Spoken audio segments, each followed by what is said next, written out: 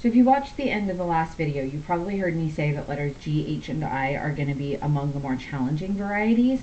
So just go into this set of questions knowing that. If you feel more comfortable skipping them so that you don't challenge yourself too much right now, if especially you feel like everything that we're doing right now is all challenging, then you don't have to feel too concerned about these. But if you feel like you're up for a challenge, this is how you would do questions G, H, and I. If first you let your instincts be your guide, you probably realize that the first step is, just like with all the other problems, to rewrite it in exponential form. Generally speaking, if you have a log on one side of the problem, rewriting it in exponential form is the first step. So I would start with 3 to the power of 2 equals the stuff in the parentheses, x squared minus 8x. Now, of course, 3 to the power of 2 is a nice normal number. We don't have to make it look fancy. We can just call that 9.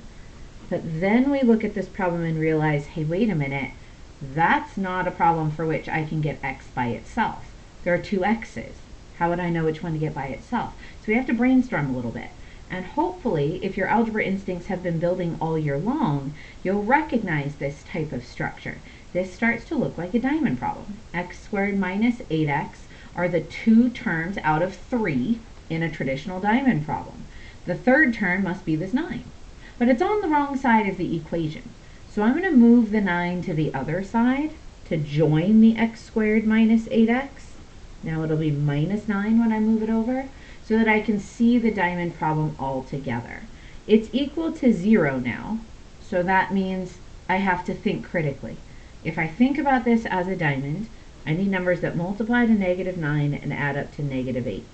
Well, I know that negative 9 times 1 is negative 9, and negative 9 plus 1 is negative 8, so I think that diamond problem will work. And that means that I'll have 2 factors, x minus 9 and x plus 1. The thing to remember about diamond problems is those are not answers. Those are factors, and those still need to be solved. But the good news is we can solve them individually. X minus 9 equals to 0 as one little mini problem to solve, and x plus 1 equals to 0 as another mini problem to solve. If I solve the first little mini problem, x minus 9 equals 0, I can add 9 to both sides, so that means x is equal to 9. And if I solve the second little mini problem, subtract 1 on both sides, so that means x is equal to negative 1. So there are my 2 solutions, positive 9 and negative 1. That one was probably the biggest stretch because most of us probably didn't realize that we would be merging together 2 very unique ideas here.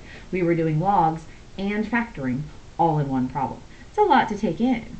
So that's why I'm saying if this is like next level, don't worry about it too much. This is merging together some big ideas in some big ways, and I don't necessarily think this is where everybody needs to worry about being right now.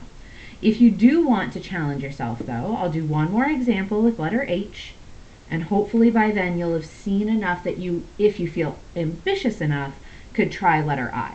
But let's see if one more example will help. This one is just the same as letter G. Start with exponential form.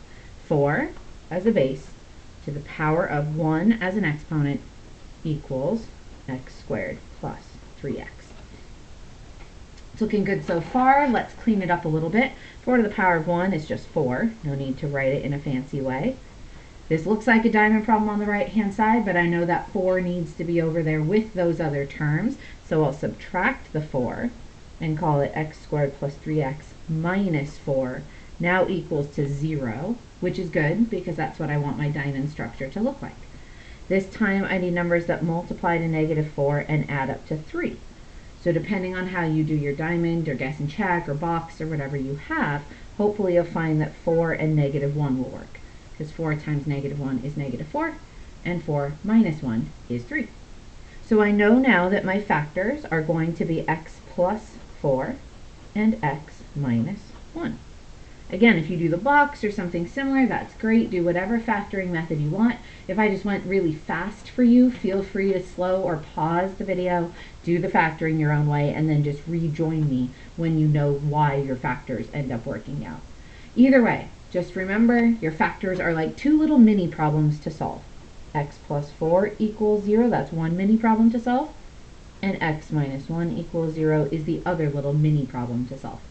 If I solve the first mini problem, I'll subtract 4 to get x by itself. So that means x is equal to 0 minus 4 is negative 4. And then I'll solve the second little mini problem. X minus 1 means I'll plus 1 to both sides. And that means x is equal to 0 plus 1 is 1. So there are my two answers. I have negative 4 and positive 1. The third example here, letter I, is really similar. It's almost the exact same thing, just again with a fresh set of numbers. So if you feel confident enough to try letter I on your own, that's great. If you don't, it's no big deal. You decide for yourself, and in the next video, hopefully either way, you'll feel confident enough that you can do question number 3, because by then, you'll have done a lot of these logs, and it should start to get a little bit easier.